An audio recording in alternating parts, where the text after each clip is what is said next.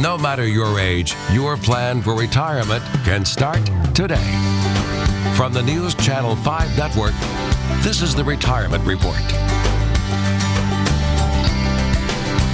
Good morning. Welcome to the Retirement Report. I'm Hank Parrott, your host.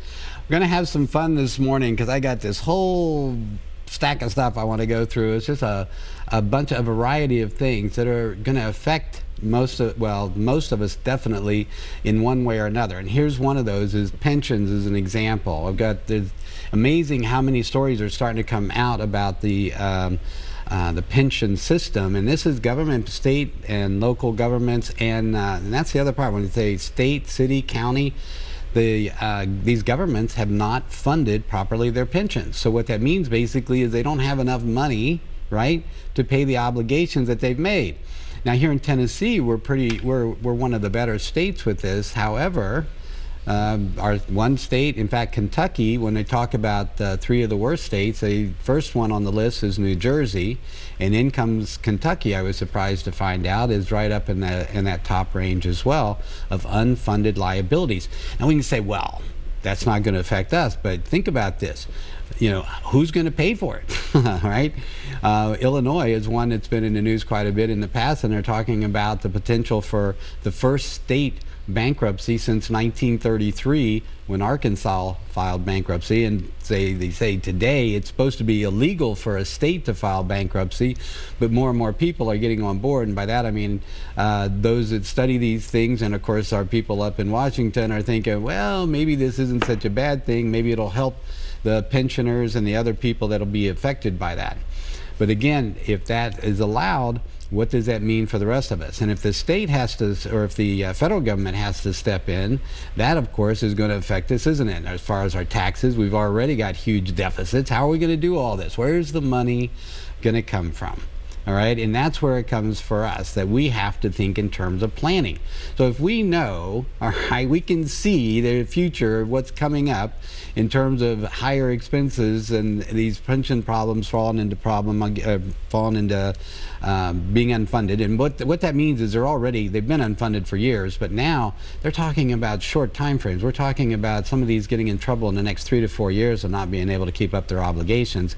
And that's even, you know, if they were earning 25%, if they earn 25% on return on their investments, all right, it would just help them maybe affect the reduction of that liability by 1%.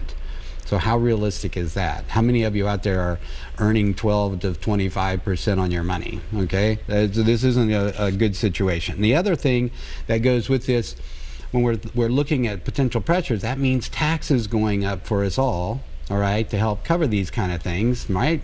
So we're going to be talking about how to reduce taxes and the effect that that's going to have. Another is Social Security. Here's another area.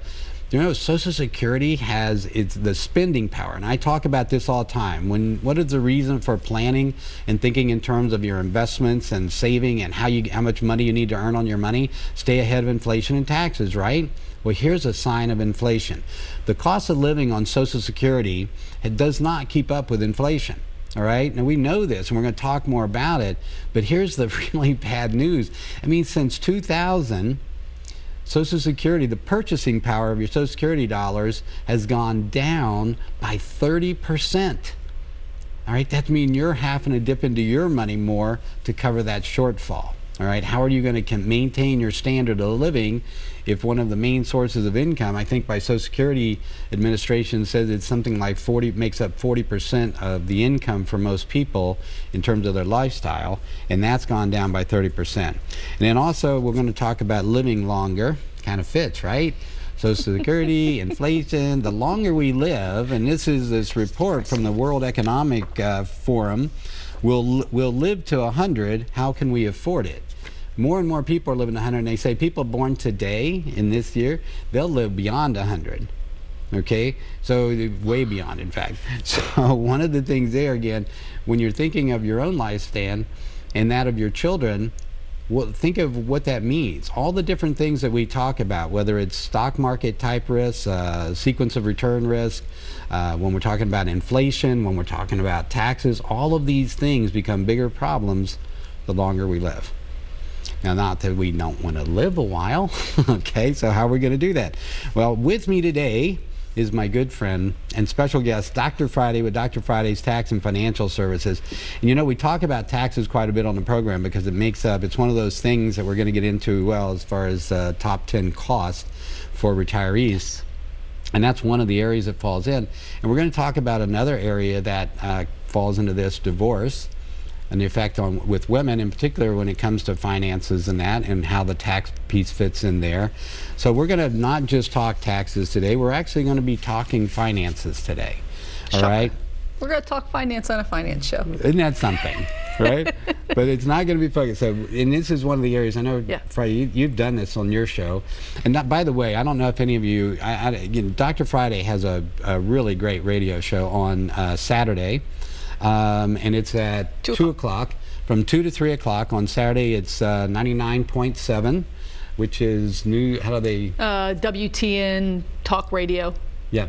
News channel. Don't they call it something like that? Similar thing? Yeah, they've got a new little thing. Yeah. Oh, okay. News radio. Or so 99.7 FM. Of course, it's a station a lot of people listen to, talk radio. She does a great show, especially when I'm on it. Exactly. Just the ratings go up when he's on the show. We have so much fun. That's right. Well, we do. We never have a problem with talking. I mean, that's something we both have always done. But yeah, we've talked many times about divorce, men, women, but often women obviously dealing with it, because so often in many households, a husband, well, the funny thing is in most households, one person deals with the finance and one person often deals with the household, the children, that kind of thing. And they don't, to make a perfect marriage, sometimes you don't cross. So you don't always know what that other side's doing unless, you know, you sit down at dinner and say, honey, this is what happened with the kids. Oh yeah, I filed their taxes tonight, right? I mean, kind of thing. And so, you know, it's really important to, especially when divorce comes along, is to make sure that not only taxes, but also financial. I mean, if you've got joint bank accounts, credit cards, all these different things really have to be reviewed and looked down, because normally there could be a lot more debt than you even know about, because you don't know what it costs to run the household. You don't really know the household budget. This is one of those areas. I think when we talk about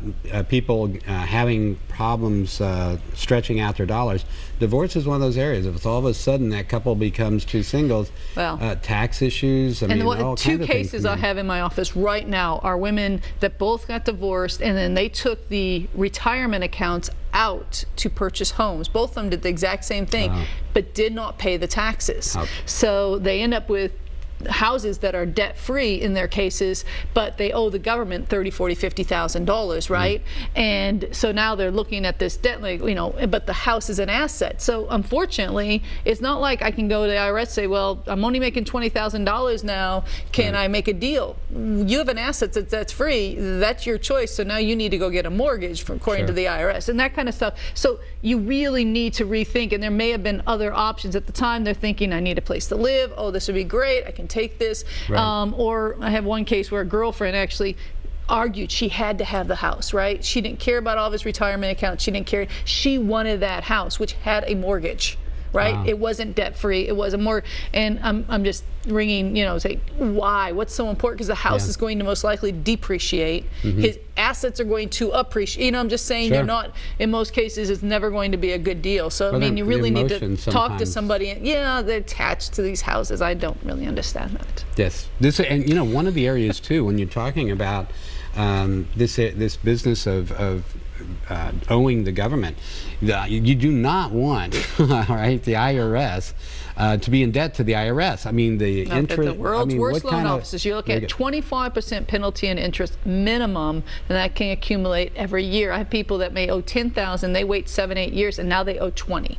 So it's 100% double what you owed, right? And all of that is additional penalties and interest. So they are the world's worst loan officers, and they'll be the first to tell you, we're not your banker. You know what I mean? And so they purposely set it up that way. Absolutely. They do not want to be your loan officers. They want you to find other resources to find a way of paying the debt versus having them be it. So they make it very difficult for people to do it. If you're gonna have debt, all right, especially when it comes to a house, that's probably some of the cheapest rates typically out there, and you know, potentially some tax advantages, possibly benefits there that could help reduce it further. The last thing you want, I mean, $30,000. Let me think, $30,000 mortgage or $30,000 in IRS debt.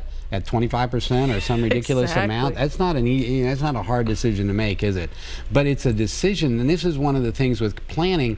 To do these things, it's about sitting down in advance and getting those questions answered before you make that just emotional jump in and then figure it out. Yeah. Okay, that's not what we want to do. And we're going to get into some planning tips for you on how to, how to keep your house afloat, so to speak, or your boat afloat.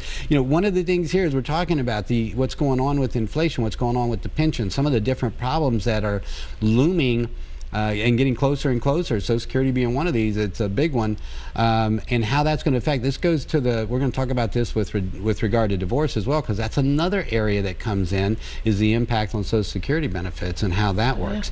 So there's a lot to talk about. We're going to take a break to start. Join us here. We'll be right back on the Retirement Report.